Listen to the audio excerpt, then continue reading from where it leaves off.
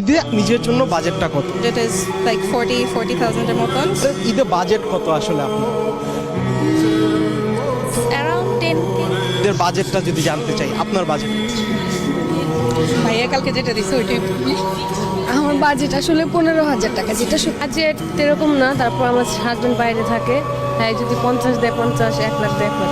10K minimum 10K এর মতো। চাইলে একটু উপরেও যেতে পারি।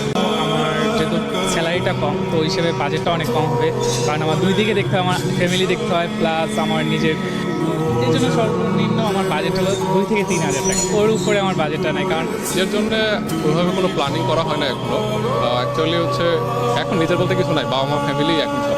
আমাদের মধ্যবিত্ত পরিবার জন্য সবসময় ছেলেদের জন্য তো বাজেট হয় না।